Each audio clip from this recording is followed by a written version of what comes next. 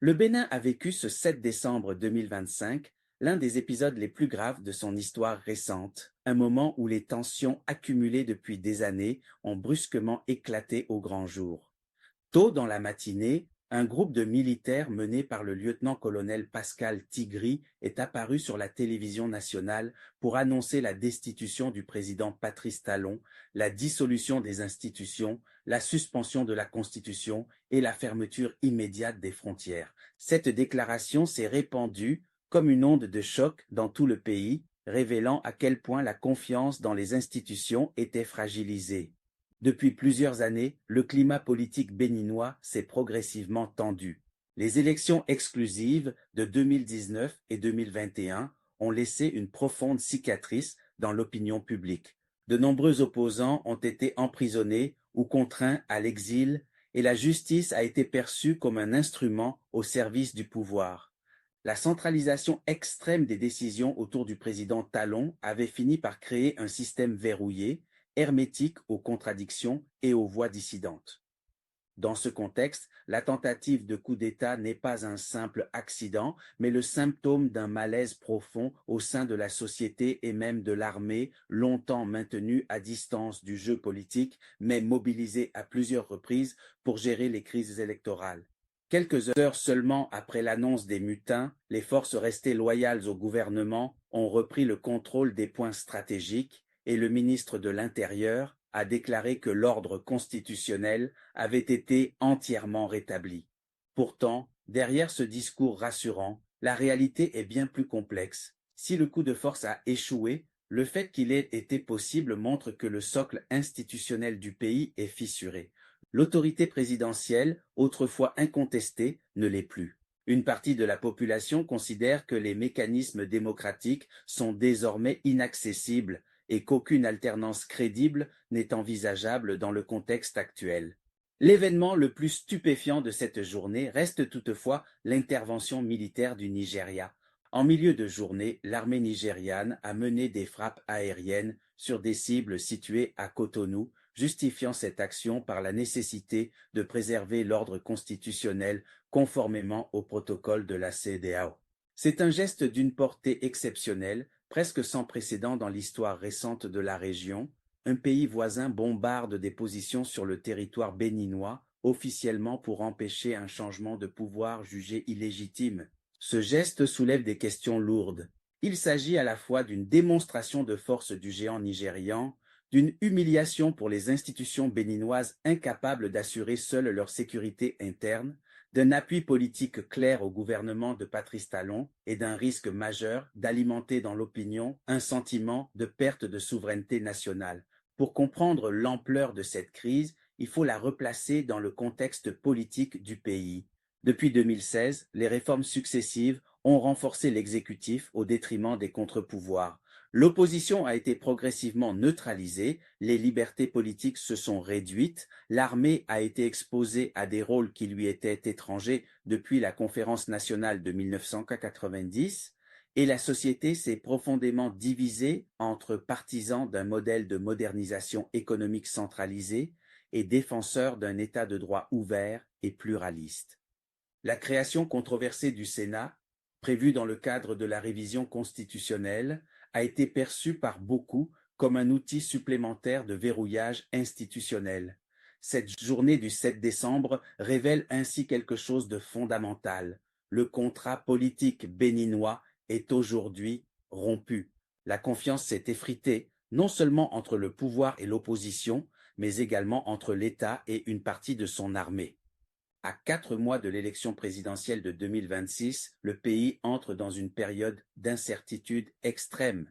Si rien n'est fait pour apaiser les tensions, le risque d'instabilité pourrait s'accentuer et remettre en question la paix sociale dont le Bénin était fier depuis plus de 30 ans. Face à cette situation, deux chemins s'offrent au pays. Le premier serait celui de la fermeté absolue, une fuite en avant sécuritaire consistant à renforcer encore davantage les mécanismes de contrôle au risque d'envenimer les frustrations déjà présentes.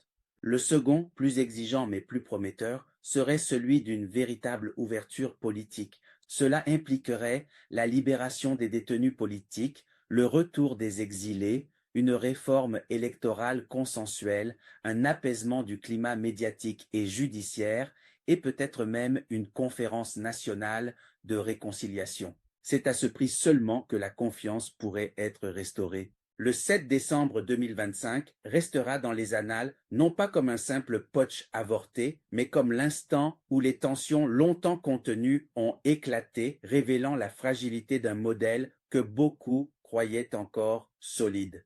Ce jour nous rappelle une vérité simple et implacable. Lorsqu'un système politique refuse l'ouverture, lorsqu'il exclut des millions de citoyens du processus démocratique, lorsqu'il gouverne dans la méfiance et la peur, alors les institutions se fissurent et les coups de force deviennent inévitables. Le Bénin se trouve aujourd'hui à un tournant décisif. Il peut choisir l'apaisement, la justice et l'inclusion, ou s'engager dans une spirale de crise dont nul ne peut prédire l'issue.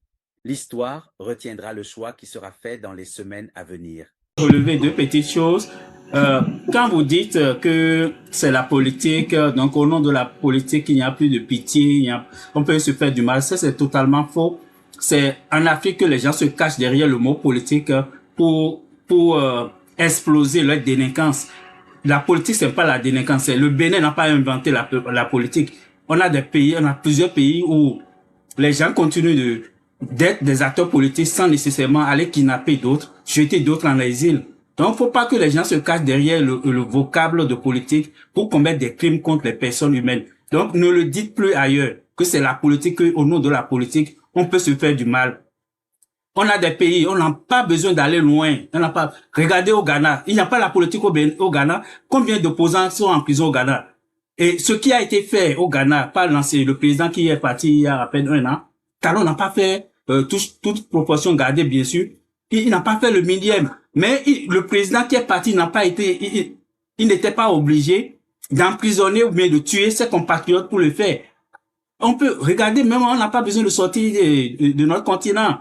Regardez le Cap Vert, les îles Seychelles. C'est les pays qui avancent, mais sans aucun prisonnier politique.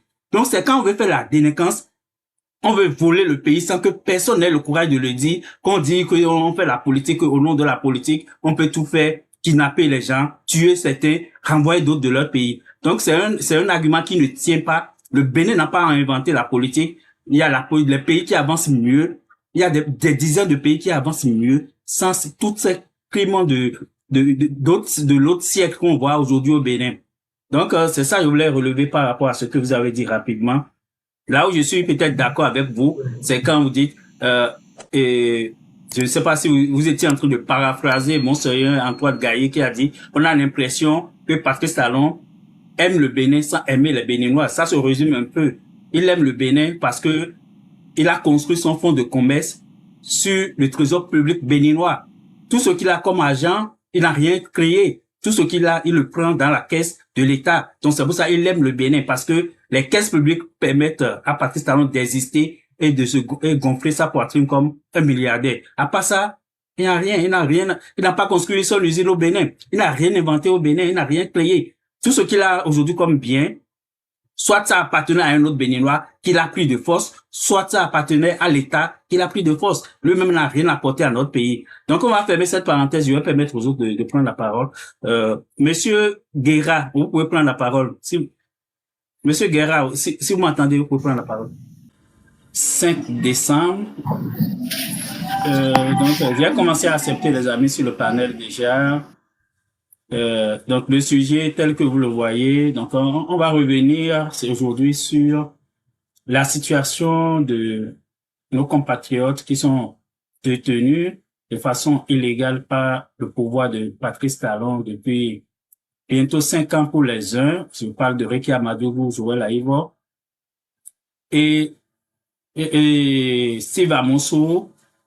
Plus d'un an, Hugues Sossoukwe, en juillet passé, il a été arrêté. Water Ede est là, Ali, j'ai mis Ali. J'ai mis essentiellement les gens qui sont détenus pour leur opinion politique. C'est vrai qu'on a d'autres personnalités qui sont en prison aussi, mais j'ai mis seulement les images que vous voyez, c'est les images des personnes qui sont détenues pour des motifs politiques.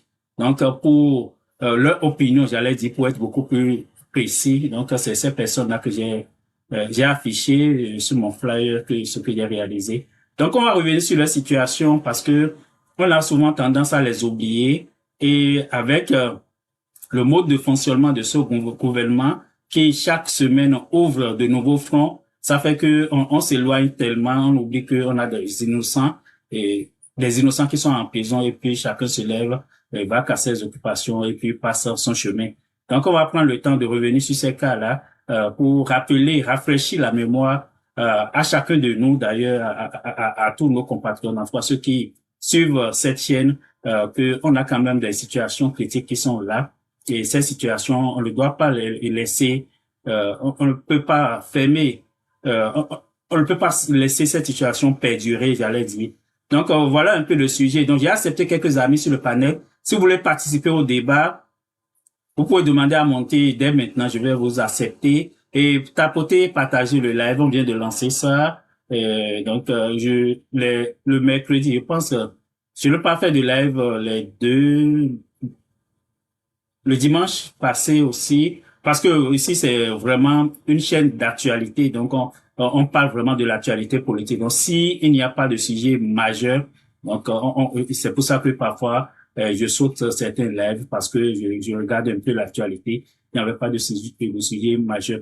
Donc je suis revenu sur ce sujet-là, la question des détenus politiques, parce qu'il y a une campagne en cours actuellement qui concerne une campagne qui concerne de façon spécifique Hugues Sosukwe. Donc, vous savez que depuis qu'il a été arrêté, il est en isolement. Donc, ses parents ne peuvent même pas le voir. Faut savoir dans quel état il est. Donc, il est en isolement. Même les dernières informations que nous avons, c'est que les avocats même ne peuvent même plus lui rendre visite en prison. C'est comme s'il avait tué un enfant, même s'il avait tué un enfant de Patrice Talon ou bien sa maman, il ne peut pas subir le sort qu'on lui inflige aujourd'hui par rapport sur la base de ses opinions. C'est pas quelqu'un qui a volé, c'est pas quelqu'un qui a tué et on ne comprend pas pourquoi aujourd'hui il subit un tel traitement comme s'il était un terreau qui a été arrêté. Donc voilà un peu sa situation. Ben ça va au-delà de Hugues Sosukwe. Je reviens sur le cas de chacun d'eux juste pour rafraîchir un peu la mémoire à vous tous. Notre ami Julien Kandé-Kanso qui a été arrêté sous prétexte qu'il a parlé de révolution électorale. Et ça suffit pour qu'on enlève, qu'on le capture, qu'on aille le déposer en captivité depuis plusieurs mois. On oublie que ces personnes-là qui sont gardées ont une famille aussi. Et je ne sais pas quel type de citoyen on veut construire pour ce pays. Et qu'est-ce que les parents, les enfants, les parents et les enfants de tous ceux qui sont en captivité, quel regard ils portent sur notre pays? Si demain, dans 10 ans, dans 20 ans, oui, ils ont le pouvoir, comment ils vont réagir par rapport aux souffrances qu'ils ont vécues dans leur chair, par rapport aux souffrances que le pouvoir de Patrice Talon fait subir aujourd'hui à leurs parents. Donc, j'ai parlé de Julien Kandé-Kanso. On peut parler aussi de Steve Amoso kidnappé à Lomé dans les conditions les plus obscures que possible. Et puis, si c'est pas une alerte qui a été donnée, peut-être il ne serait pas de ce monde parce que les gens qui sont partis là-bas sans aucun mandat, ce qu'on a appelé désormais MMA Reviso, qui sont partis là-bas pour aller le kidnapper. Si c'est pas que l'information a fuité, peut-être les gens allaient le liquider selon les informations qu'on a eues. Donc, heureusement, il est en captivité, mais au moins on sait qu'il est vivant aujourd'hui et tôt ou tard il va finir par sortir. Et puis le Bénin va finir par pas payer le lourd tribut à tous ces gens-là qui sont détenus de façon illégale. Donc le Bénin va finir par les dédommager. Ça prendra le temps qu'il faut, mais le Bénin va finir par les dédommager. Donc j'ai parlé, et il y a notre ami Ali aussi. Ali qui est arrêté aussi il a écrit quelque chose sur les réseaux sociaux. Ça a suffi qu'on le jette en prison depuis des mois. Je ne sais même pas si on a pu organiser un procès pour ce jeune-là. On a Water Aidé aussi qui a été arrêté. Et puis, les plus connus peut-être qui sont des personnalités, Joël Aïvo et Rekia Madougou. N'oublions pas que sur les deux cas, on a le groupe de travail de l'ONU sur la détention arbitraire qui a, à travers deux avis séparés, ce groupe a dit qu'il n'y avait pas d'argument, il n'y avait pas des éléments qui prouvent que aujourd'hui, on va fermer le micro. On n'a pas des éléments qui justifient leur arrestation, encore moins leur condamnation. Monsieur Dialilo, on va fermer votre micro, juste une seconde. Je n'arrive pas à fermer votre micro, je vais vous faire descendre, vous pouvez redemander à monter. Donc, sur ces deux cas, au moins, on sait qu'on a une justice indépendante qui s'est prononcée sur le cas de Joël Aïbo et de Rekia Amadougou. Parce que si nous, on le dit sur nos panels, les gens, systématiquement, ils viennent nous dire, oh, parce que vous avez la reine contre Patrice Talon, parce que vous n'aimez pas Patrice Talon. Je ne pense pas que les experts de l'ONU qui se sont prononcés sur ces deux dossiers-là ont aussi la reine ou bien n'aiment pas Patrice Talon. Et ils se sont prononcés sur des éléments factuels parce que le gouvernement béninois n'a pas été capable d'apporter les preuves de ce qu'on reproche à ces deux personnalités-là. Je parlais de... Ah, ok, je comprends. Donc, vous pouvez redemander à monter de Joël Aïbo Rekia Amadougou. On a le général Philippe Roundéon qui est en captivité, sur la base, parce qu'il a pris un certain nombre de positions par rapport à la gestion du pays. Et ça a suffi pour qu'on aille envoyer des gens, cagoulés qui sont montés sur son muse comme des délinquants pour aller le capturer. On ne sait même pas qui sont ces gens-là, si c'est des forces parallèles à la police républicaine. Je ne pense pas que quand on veut travailler dans la légalité, on n'a pas besoin d'envoyer des gens cagoulés. C'est parce que c'est devenu quelque part la mafia qui dirige le Bénin. C'est ça qui fait qu'on est obligé de se cacher. Ceux qui ont kidnappé Joël Aïbo à Kadian aussi étaient cagoulés parce que ils savent que demain, quand le pays va se retrouver sur les rails, ils vont répondre. C'est pour ça que tous ils se cachent. Ils ne peuvent pas le faire à visage découvert parce que eux-mêmes, ils sont conscients qu'ils n'ont rien sous la main. C'est la même chose. Ceux qui ont kidnappé Eric Amadougou sur le pont de Porte-Novo, c'est les gens qui se cachent tout le temps parce qu'ils ne peuvent pas le faire à visage découvert parce que ça prendra le temps qu'il faut. Ils vont finir par répondre de ces méfaits-là, de ces actes hors la loi qui commettent contre nos compatriotes. Donc, comme on a quand même quelques amis qui sont là, je vais laisser ses amis parler tout de suite et puis après, on va continuer les débats. Continuez à tapoter, à partager le live. Bonsoir, frérot. Si vous m'entendez, vous pouvez ouvrir votre micro. Oui, bonsoir, Biafrica. Bonsoir, oui. Et